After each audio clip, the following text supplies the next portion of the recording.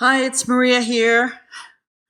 I'm not in front of the camera. I'm behind the camera today, which I prefer to be. And I just thought I would give everyone who's interested in what's going on lately in my life a little idea of this new hobby that I've kind of picked up, which is watercolor painting. And anyone who knows me really well knows that I have absolutely no artistic abilities as far as drawing or painting or anything like that. I've never done any of it before.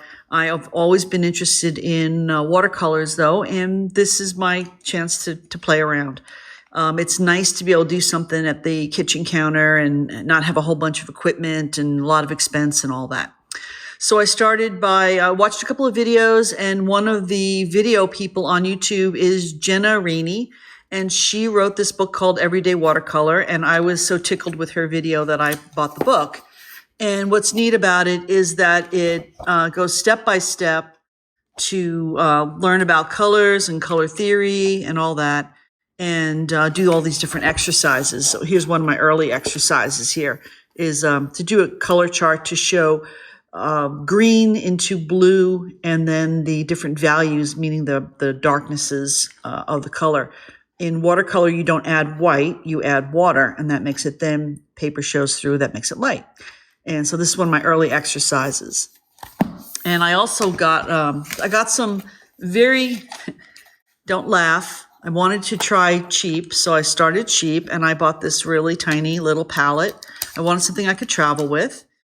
And it works. There's nothing really wrong with it. It's, the color, it came with those colors. There's no real choice there. And I've been playing around with that and using that.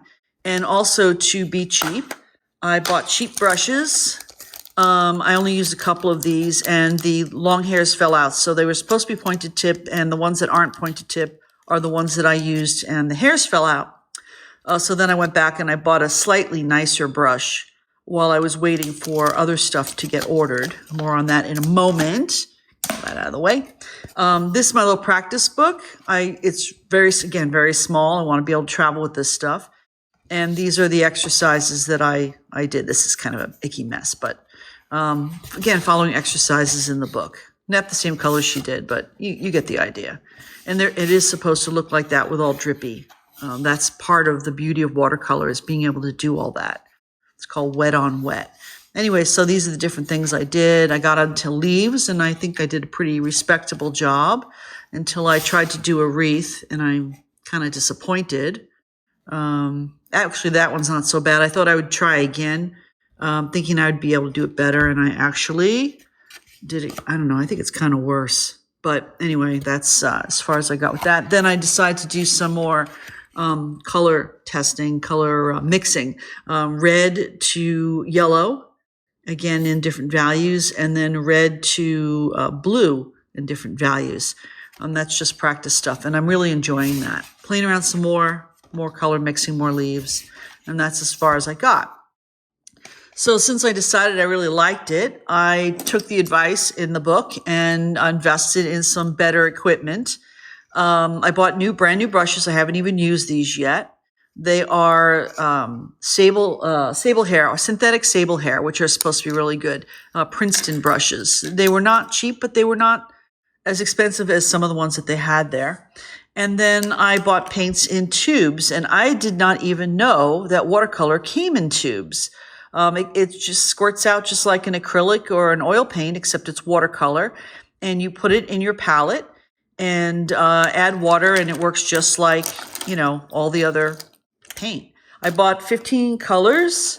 They are available locally, but when I ordered online at dickblick.com, great resource for buying art supplies. And I got all these there, and the paintbrushes, and this palette, which I also saw locally at a Hobby Lobby for like $10 more. This is a waterproof palette, not waterproof. What is the word I'm looking for? Airtight. It's got a little grommet around the edge there. So when I close it up and snap it closed, it won't leak, which is good. And it's got wells for putting the paints in. It's got 18 wells, which is fine. I've got 15 paints. And then it's got mixing areas here. And then this is a removable if I can get it out. Anyway, this comes out, it's clear plastic, removable, and you can mix in there. And I think that fact that it comes out makes it better, maybe to compare it to other colors, you know, what you mix, or to wash it, maybe, if you want to wash it. Washing the palette is not something that watercolor artists seem to do. So the other thing that I got, not that the paper I was using was so bad, but Generani recommended paper, the same. It's basically the same kind of paper, the same thickness. It's a different brand. It's different quality paper, a little bit better. And again, I also bought small. This is 7 by 7 inches. And she recommended pads that are attached on all sides, which sounds weird. It's glued down all the edges, and you just stick like a knife or something in there to separate each page when you're done. And the reason that's a really good idea, I don't know if you can notice it, but see how these pages are kind of like warped? Well, the thing about watercolor is that because you're using it wet a lot of times, if you've got any kind of an angle to the page, it's going to run. It's going to run in the direction of down. So if you're painting along on this piece of paper and because it's all wet, it starts curling up, well, everything's going to start running that way. The way to get around that with something like this is just to tape it down to the desktop or a piece of cardboard or something. But I just decided I may as well just get the one that's glued down on all the sides. So that's where I am. I'm very excited about this. I'm going on a very long trip, 5-week trip tomorrow. I wanted to bring this with me. It's really portable, easy to take with me, way easier than the jewelry making stuff. And I'm also really interested in learning how to paint landscapes of actually seascapes, boats and water and waves and stuff like that. So I've started watching a few videos about that.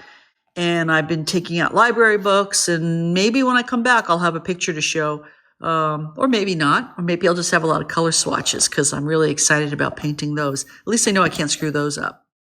So that's my new thing. And I don't know, any comments or encouragement, or, you know, try not to be too down on me because I know it's going to be a failure, but it's going to be fun, and I like that. So hope you enjoyed this video. There will be more videos soon about my trip. I'm going on a 5-week boat trip up the Intercoastal Waterway, and I'm hoping to send lots of video about that and probably very little video about watercolor painting. There's a lot of content on YouTube that's way better than I can deliver. So take care. If you're not a subscriber, subscribe. Bye now.